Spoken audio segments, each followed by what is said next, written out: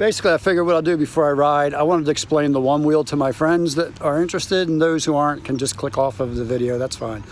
But for those who are interested, I'll give you the basics of how it works. I won't go into detail too much. I'll try to be brief so I can get going. I'm also going to film while I'm riding, I use this. It's a Insta360 1X. It's a really good action camera. It has a camera on both sides so it can capture everything in 360. And you can either put up a video where people can put their finger on it and scroll wherever they want or whatever like that. Or you can use it to where you're editing and you can scroll it to get any shot that I have. Like right now, this is all you see in a video. But with the 360, when I'm editing, I can go, well, wait a minute, I like that view better. And I can scroll it before I edit it and take any angle I want. You never miss a shot. I use this for the Onewheel exclusively. I haven't used it for anything else. I like the downward shot where you see my feet and the wheel. You don't see me, riding. You see the wheel. I'm trying to take you on the ride like you're on the wheel. So you're there with me. Safety gear at a minimum. I'll wear a helmet. I'll wear wrist guards, really sturdy ones. Elbow pads, and I've gotten rid of the knee pads. I might regret it when I fall, but they're so bulky and everything. So I'm going to tell you really quick how this board works. So you see how it sits on an angle when it's not engaged. If I were to turn it on with the power button, when I stand on it and it becomes level, you can feel the motor engage. And what the motor does, you can feel it kind of lock. It's locked this way and this way. Now, it's like a seesaw. It's exactly like a seesaw. If I lean this way when I'm on it, it goes forward. If I go like this, it'll slow down and go back. It'll even go backwards if I keep doing it. If it doesn't just come to a stop, if I keep pushing on it, it'll go backwards and do the same thing it does frontwards. Even the lights will change. These will become brake lights. These will become headlights. If I go that way, they become headlights. They do it automatically. So, the key to how it works, see this line? There's a blue line, there's not one here. This is the back of it, does nothing. This has two pressure plates that sense your foot. So your foot has to be flat. That's why we wear flat-heeled shoes. Your foot's going to cross this, it senses it and it knows to go once you engage that motor.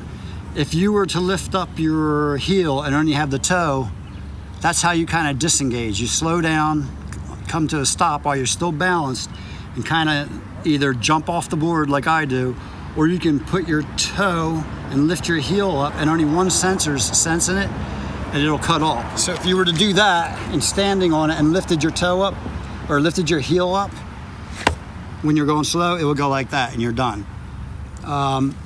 So anyway, that's how it does it. So you're not holding the controller like you are an electric skateboard. So when you lean back, it's a smooth whoosh. I can't even describe it. It's just beautiful, smooth stop. And it's almost instantaneous. If you're really going fast and an emergency happens, you can stop quick with this without it throwing you off. It doesn't grab. It swooshes in smoothly. And then you can jump, So basically that's how it works. You engage it by putting it level. Your foot's on this going across both sensors. It'll bounce you this way, but you have to balance this way. So it's a little weird to get used to it first, and you might want to give up. Don't, because you're just about to find out what floating is all about. As far as fenders go, you can get metal fenders that attach, they drill right in. You do that because stones and stuff while you're riding kick up through this tiny little cracks there. If you see, there's not much room, but when the wheel's spinning, it's kicking up what's on the ground. It gets all over your pants if it's wet or stones or dirt or whatever. Me, I kind of like the best of both worlds. Sometimes I like riding it without the fender. So they came up with these cool things called magnetic fenders. So I had to put in 4 little brackets that match these, and here's magnets, and you just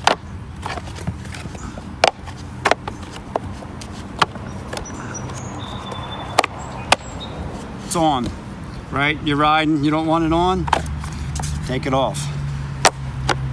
You want it on, so that way I'm not drilling it or screwing it. Oh, I don't want my fender today. Go through all that. If you're to the path of least resistance like I am, this is perfect. And this stays on pretty good even when it kind of falls over, you know. So that's basically how it works. You balance it like that. So that's why when you see me, when I start off, you see me going like this and then kind of shifting my weight.